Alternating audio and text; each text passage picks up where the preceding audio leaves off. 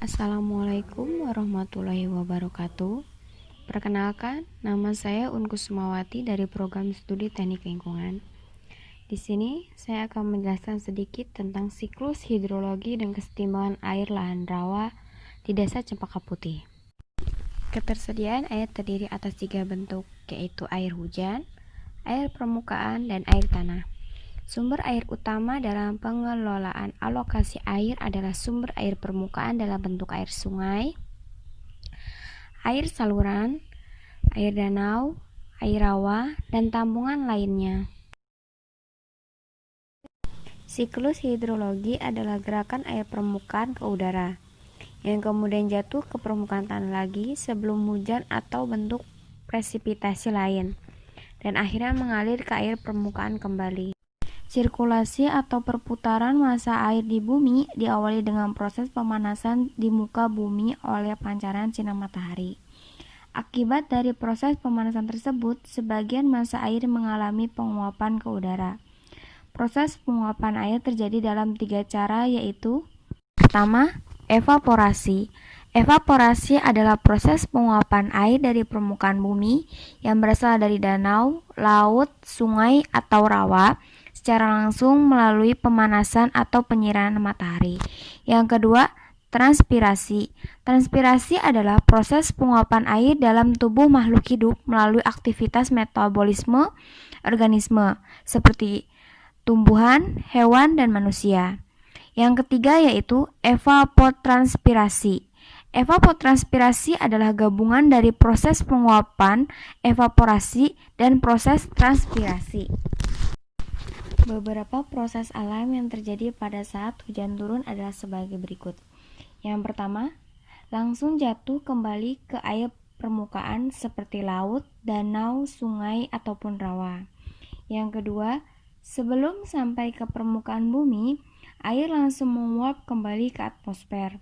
Yang ketiga, proses intersepsi adalah proses penguapan titik-titik air hujan dari ranting dan dedaunan dan menguap kembali ke atmosfer sebelum sampai ke permukaan bumi. Yang keempat, proses infiltrasi adalah jatuhnya air ke permukaan bumi dan meresap melalui lapisan-lapisan tanah dan menjadi persediaan air tanah. Yang terakhir, jatuh ke permukaan bumi dan menggenang, kemudian bergerak atau mengalir ke permukaan bumi sebagai air larian permukaan. Proses ini dapat terjadi jika tanah sudah jenuh air karena hujan berlangsung lama dan intensitas tinggi atau tanahnya miring.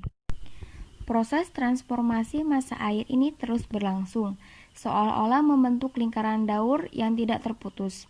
Oleh karena itu, proses sirkulasi air di bumi ini dinamakan dengan siklus hidrologi. Sebagian titik-titik air hujan tersebut akan meresap ke dalam pori-pori tanah dan menjadi cadangan air tanah. Besar kecilnya daya serap lapisan-lapisan tanah dinamakan dengan kapasitas infiltrasi. Kapasitas air tanah sangat bergantung dari fenomena alam, yaitu yang pertama tingkat kelembapan tanah, yang kedua tingkat periodisitas tanah atau batuan, yang ketiga kemiringan lereng. Kedalaman air tanah sangat berbeda-beda di setiap tempatnya, tergantung pada lokasi lapisan impermeabel dan banyaknya massa air tanah. Di wilayah perbukitan atau pegunungan, biasanya lokasi air tanah sangat dalam, sedangkan di kawasan daratan atau cekungan, lokasinya relatif dangkal. Fluktuasi kedalaman air tanah juga sangat bergantung pada musim. Pada musim penghujan, biasanya tinggi muka air tanah relatif lebih dangkal dibandingkan saat musim kemarau. Rawa adalah daerah di sekitar muara sungai yang cukup luas dan memiliki lumpur dengan kadar air relatif tinggi. Rawa terbagi menjadi 2 jenis. Yang pertama, rawa yang airnya selalu tergenang adalah rawa yang airnya selalu tergenang ditandai dengan tanah dan air di sekitar wilayah sangat asam dan berwarna kemerah-merahan akibat reaksi oksidasi besi. Kondisi tanah yang terlalu asam sangat menyulitkan makhluk hidup, hewan dan tumbuhan dapat bertahan di wilayah ini. Oleh karena itu, rawa yang airnya selalu tergenang sulit untuk dimanfaatkan oleh manusia. Yang kedua adalah rawa yang airnya tidak selalu tergenang, adalah jenis rawa yang memperoleh pergantian air tawar yang berasal dari limpasan air sungai saat terjadinya air pasang. Proses pergantian air yang senantiasa berlangsung mengakibatkan kondisi air di wilayah rawa tidak terlalu asam, sehingga beberapa jenis hewan dan tanaman mampu hidup dan beradaptasi dengan wilayah ini. Penduduk yang tinggal di sekitar kawasan rawa biasanya memanfaatkan wilayah rawa yang airnya tidak terlalu asam dengan pertanian, pembudidayaan ikan air tawar, dan rawa juga dapat dimanfaatkan untuk irigasi yang dapat mengairi lahan pertanian penduduk. Sehingga pada saat kemarau panjang, para petani tidak kesulitan untuk mengairi sawahnya.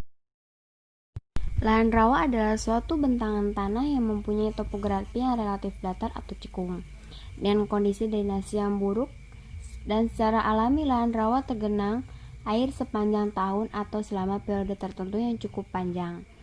Pengenangan air dapat berasal dari air hujan ataupun luapan banjir dari sungai utama.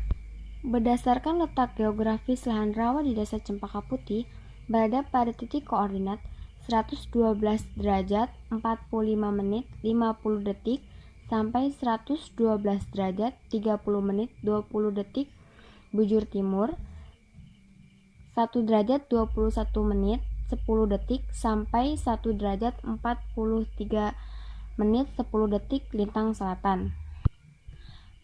Dan secara administrasi merupakan salah satu dari beberapa rawa yang berada di wilayah Desa Cempaka Putih.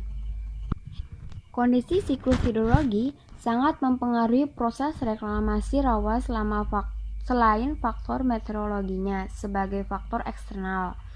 Air pada daerah rawa mengandung unsur yang dapat berefek positif maupun negatif bagi pertumbuhan tanaman yang dirumuskan dengan simbol H2O positif, X ditambah X positif atau negatif, dengan H2O adalah air murni dan X adalah unsur yang terlarut di dalamnya. Dapat berupa unsur positif maupun negatif bagi pertumbuhan tanaman maupun kehidupan lainnya.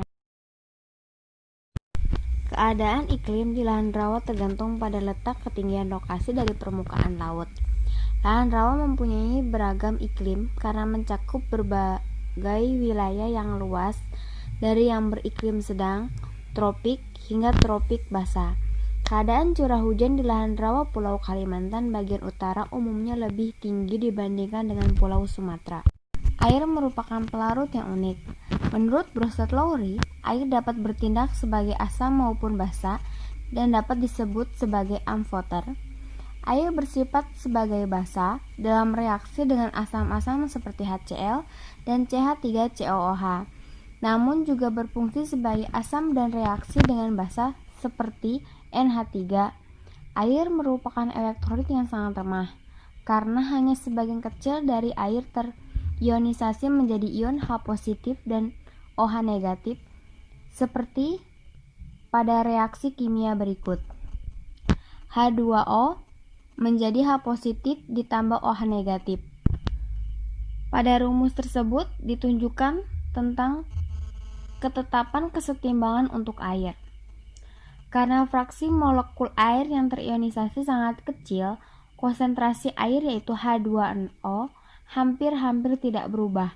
Dengan demikian, konsentrasi H2O sama dengan K air sama dengan H positif dikali OH negatif. Kondisi siklus hidrologi mempengaruhi proses reklamasi rawa selain faktor meteorologinya sebagai faktor eksternal. Air pada daerah rawa mengandung unsur yang dapat berefek positif maupun negatif bagi pertumbuhan tanaman yang dirumuskan dalam simbol H2O positif ditambah X positif atau negatif, dengan H2 adalah air murni dan X adalah unsur yang terlarut di dalamnya. Dapat berupa unsur positif atau negatif bagi pertumbuhan tanaman maupun kehidupan lainnya.